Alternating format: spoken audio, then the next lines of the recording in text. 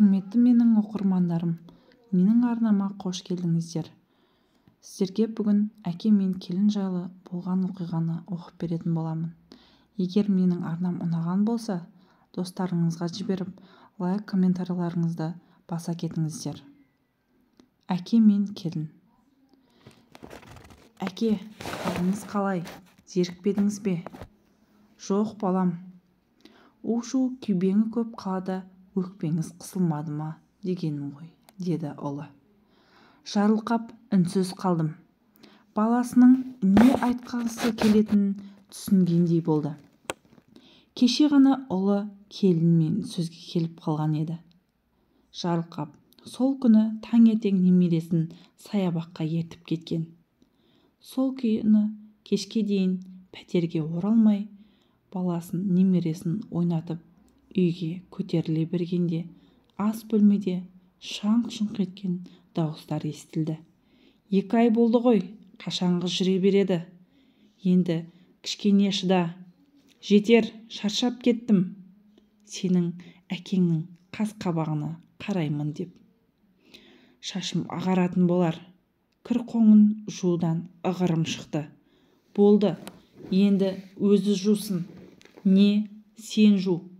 Мен енді шыдай алмаймын. Басқа балалары да бар емес пе? Соларға барып отырсын. Онысы нес, жатып алды ғой. Жарылқап есікте тұрып қалып, не кірерін, не шығарын білмей дал болды. Құтты біреу үстіне оқыстан бір шелек су құйғандай күй кешті.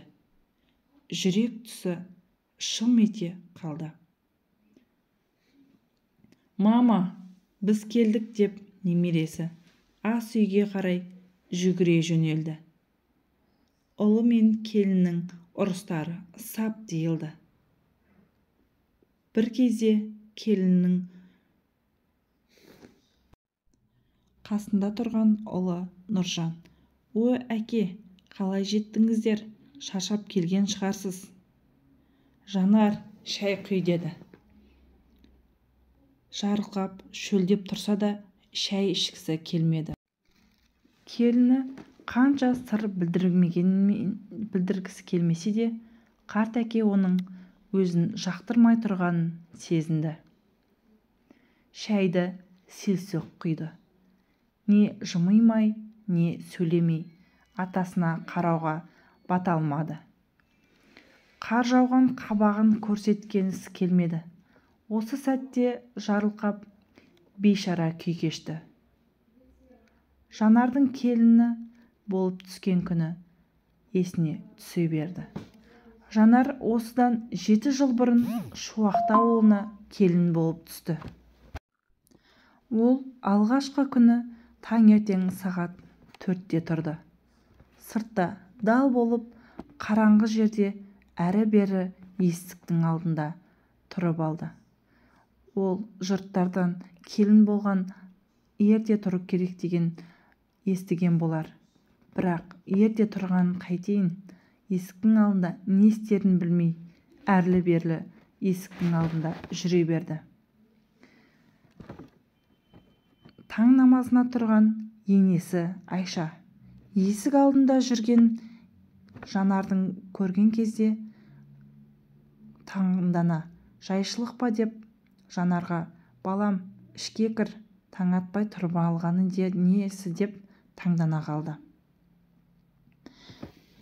1 ай өтсе де Жанардың қолынан тірліктің ебі келмегенін көрді. Қолынан ештеңе келмеді. Тіпті тамақ пісірсе де дәмсіз, тірлік жасаса да олақ-солақ еді. Оның барлығын енесі жай-жапсармен үйретіп, өзінің қызындай көрді. Жанар ауылға пысықтығымен танымал болды. Ибалылығымен талайларды тамсандырды. Әрине ол енесі Айшаның арқасында еді. Қайындары мәз: «Біздің жеңешем керемет жан, айтқанымызды орындайды, және де үйдегілердің айтқанынан шықпайды». Сондағы биязы келін бұл күнде еншін алғалы қатты өзгерген. Баяғы еңгезек көңілі жаңа жауған қардай аппақ жанар жоқ. Жанар, саябақта не істедіңдер деп ұлынан сұрады. Ұлы, атқа міндім, мылтық аттым, атам тәтті кәмпиттер әперді деп 5 жасар Жандар 65 жастағы атасының құшақтай кетті. Кешке пәтерде Жарылқап пен ұлы Нұржан ғана қалды. Келіні немересімен бір жаққа шығып кетті. Күйеуі қайда деп те сұрамады. Бәрі алдын ала ойластырып қойған сияқты. Оны Жарылқап та сезіп отыр. Әке, қала лас, оны өзіңде білесің. Соңғы кезде тұмауратып жүрсің. Тұмаудан көз ашпайтындай болдыңыз. Денсаулықты күту керек.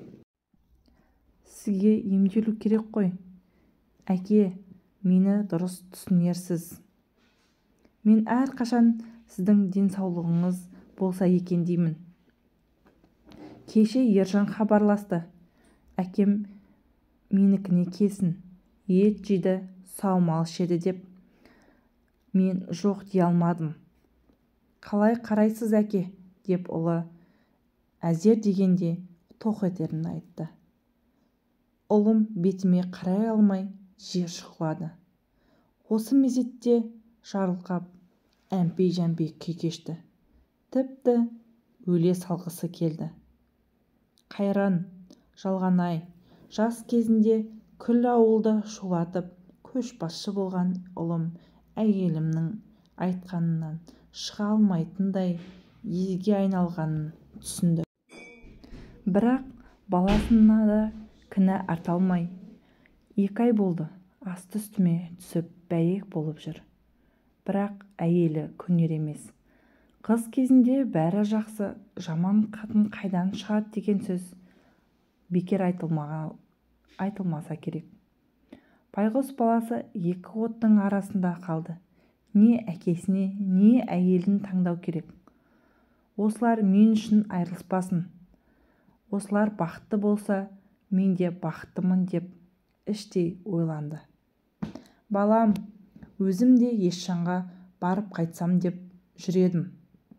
Ойбай әке, сәті түсті деген осы екен ғой деп ертесіне балам, келінім, қос немерем мені вокзалға шығарып салды.